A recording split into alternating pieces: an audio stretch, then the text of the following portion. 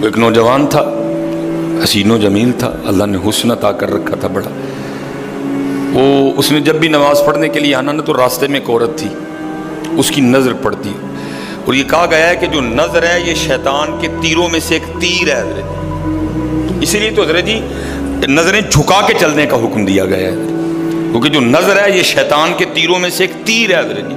پڑھ تو یہ ایک دفعہ جاتی ہے لیکن کتنی دنوں تک حضرت اس نظر کا جو اثر ہے وہ دل سے نہیں جاتا حضرت۔ اپنی نظریں بڑی سنبھالو حضرت، اپنی نظریں بڑی سنبھالو حضرت۔ اس کی تو نظریں پاک تھیں لیکن راستے میں ایک عورت تھی، اس کی پاک نہیں تھی۔ اس نے آتے جاتے جاتے آتے آتے جاتے اس کو دیکھنا، شیطان نے اپنا کام کرنا شروع کر دیا۔ اس نے ایک دن کیا کیا، اس نے اپنی خادمہ سے نا اپنی خواہش کا اظہار کیا، میرا دل کرتا ہے کہ اس نوجوان سے نا تنہائی ملے، لیکن ملے تو ملے کس طرح؟ وہ جو خادمہ تھی ذرا پکی عمر کی تھی، اس نے کہا یہ تو کوئی مشکل کام نہیں ہے، آج ہی رات کو بات بنا دیتی۔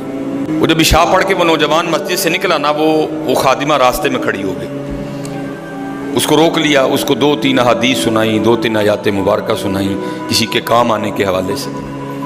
ہمارے گھر میں مرد کوئی نہیں ہے، کچھ وزنی سا سامان اٹھانا ہے، اگر آپ اٹھا دیں تو بڑی نوازش ہوگی، اللہ راضی ہوگا، اللہ کے رسول راضی ہوں گے، کہ کوئی مسئلہ نہیں۔ اسی طرح ہوا حضرت، وہ گھر لے گئی، پچھلے کمرے میں لے گئی، وہ جیسے کمرے میں داخل ہوئے وہ عورت پہلے موجود تھی، اس نے جناب اندر سے چٹکنی لگا لی اور اس کے سامنے اپنی خواہش کا اظہار کیا۔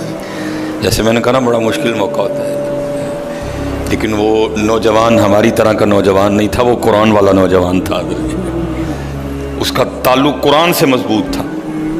اس کو یہی آیت یاد آئی، وَلِمَنْ خَافَ مَقَامَ رَبِّهِ جَنَّتَانِ، جو اپنے رب کے حضور کھڑا ہونے سے ڈر گیا، موقع بھی تھا، طاقت بھی تھی، عمر بھی تھی، خواہش بھی تھی، پھر بھی ڈر گیا، نہیں میرا اللہ دیکھ رہا ہے، میں کل اپنے اللہ کے حضور کون سا منہ لے کے جاؤں گا، کس طرح اللہ اور اللہ کے رسول کی بارگاہ میں کل جاؤں گا، سارا کچھ کر سکتا تھا، کوئی تیسرا نہیں تھا، لیکن کیا نہیں، میرا اللہ دیکھ رہا ہے حضرت۔ وہ ایسا خوف طاری ہوا، ایسا خوف الہی طاری ہوا، گش کھا کے گر گئے نیچے، اور ڈر گئی، آگے بڑھ کے کسی نے نبض نہیں دیکھی کہ زندہ ہے کہ شہید ہو گئے، انہوں نے سمجھا کہ شاید مر گئے۔ اس نے دروازہ کھٹکھٹایا، باہر سے اس نے خادمہ نے دروازہ کھولا، اس نے کہا یہ تو مر گیا۔ اس نے کہا یہ بھی کوئی مشکل بات نہیں، بھائی نام تو اس پہ لگے گا نا جس کے گھر سے لاش برآمد ہوگی، تم ٹانگیں پکڑو میں ہاتھ پکڑتی ہوں۔ انہوں نے تھوڑا سا محنت مشقت کر کے نا اٹھا کے جو باہر کوڑا پھینکنے کی جگہ تھی نا اس نوجوان کو پھینک دیا۔ اب رات پڑ گئی، بیٹا گھر نہیں آ رہا، باپ پریشان تھا۔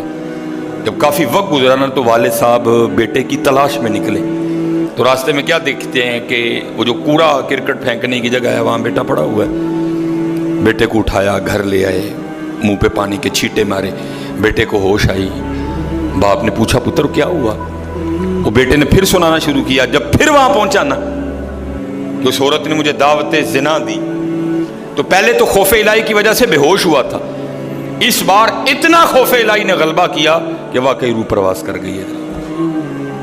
والد نے راتوں رات جنازہ کروا دیا۔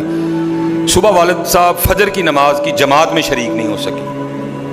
جب نماز سے فارغ ہوئے نا تو امیر المومنین حضرت سیدنا عمر بن خطاب رضی اللہ تعالیٰ نے پوچھا بھائی وہ آج ہمارا فلاں مقتدی کیوں نہیں آیا؟ لوگوں نے ساری بات سنائی، حضرت جوان بیٹا تھا، انتقال کر گیا، رات ہی کو جنازہ ہو گیا، شاید اس وجہ سے حضرت نہیں جماعت میں تشریف لا سکے۔ آپ نے فرمایا چلو اپنے بھائی کے غم میں شریک ہوتے ہیں۔ حضرت سیدنا عمر فاروق رضی اللہ تعالیٰ عنہ آئے، باتیں ہوتی رہیں، آپ نے بیٹے کے انتقال کی وجہ پوچھی، بیٹے نے ساری بات سنائی۔ آپ نے فرمایا اچھا تیرے بیٹے کا انتقال خوف الہی کی وجہ سے ہوا ہے؟ تو اللہ تو فرماتے ہیں وَلِمَنْ خَافَ مَقَامَ رَبِّهِ جَنَّتَانِ، اور جو ہمارے رب حضور کھڑا ہونے سے ڈر گیا اس کے لیے 2 جنتیں ہیں۔ تو چل پھر مجھے ذرا اپنے بیٹے کی قبر پہ لے کے چل حضرت ہے۔ لکھا ہے حضرت عمر فاروق اب اس کے بیٹے کی قبر پہ تشریف لے، اس کی قبر پہ کھڑے ہو کے اس نوجوان کو باہر سے مخاطب کر کے فرماتے ہیں، اللہ فرماتے ہیں وَلِمَنْ خَافَ مَقَامَ رَبِّهِ جَنَّتَانِ، اور جو اپنے رب کے حضور کھڑا ہونے سے ڈر گیا اس کے لیے 2 جنتیں ہیں۔ اے نوجوان اب آگے تو بتا اللہ نے تجھے 2 جنتیں دی کہ نہیں دی؟ तो लिखा है कब्र से जवाब आता है अमीरुल मोमिनीन, रब सच्चा, रब का रसूल सच्चा, रब का कुरान सच्चा। मैं जैसे ही कब्र में आया हूँ अल्लाह ने मुझे 2 जन्नतें अता कर दी हैं। बचो, इससे बचो हज़रत, इस दौर का सबसे बड़ा फितना हज़रत, इससे बचो हज़रत। और ख़ुद नहीं बचा जाता हज़रत, अपने अल्लाह के हुजूर बार बार गिड़गिड़ाओ, या अल्लाह सानू बचा ले। और फंसाया हज़रत हमें इन्होंने इस तरह है, हमारे मुआशरे को इन्होंने इस तरह का बना दिया है कि यहाँ ज़िना बिल्कुल बुरी चीज़ नहीं समझी जा रही। लोग फ़ख्र से बताते हैं ये कुर्ब क़यामत की निशानी है। लोग गुनाह करके फ़ख्रिया बताया करेंगे।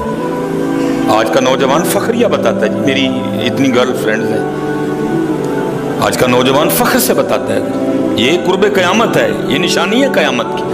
लोग गुनाह करके डरेंगे नहीं, बल्कि फ़ख्रिया बताया करेंगे, हाँ जी मैं ये गुनाह कर रहा हूँ और इतनी इतनी जगह कर रहा हूँ मैं ये गुनाह। लेकिन क्या होगा, नेकी मुश्किल हो जाए। आज हज़रत जी आप दूसरा निकाह कर लें, अल्लाह सुन्नत है। कुरान में अल्लाह खुद कह रहे हैं फ़इन ताब लकुम मिनन निसाई मसना व सुलासा व रुबा। पहले की तो अल्लाह ने बात ही नहीं की, बात ही दूसरे से शुरू हो रही।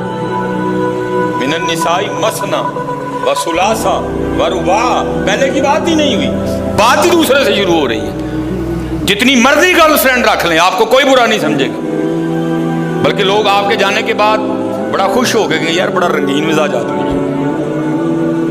लेकिन हजरत आप दूसरा निकाह कर लें, उसी वक्त आप लोगों के कागजों में 2 नंबर हो जाएंगे। पेके भी नाराज, सोने भी नाराज, भरा भी नाराज, साला भी नाराज, हैं जी, छोटा भी नाराज, बड़ा भी नाराज है। ये क्या है? ये कुर्ब क़यामत है। गुनाह अच्छा हो गया, गुनाह आसान हो गया, नेकी बुरी समझी जाने लगी, नेकी मुश्किल हो गई है।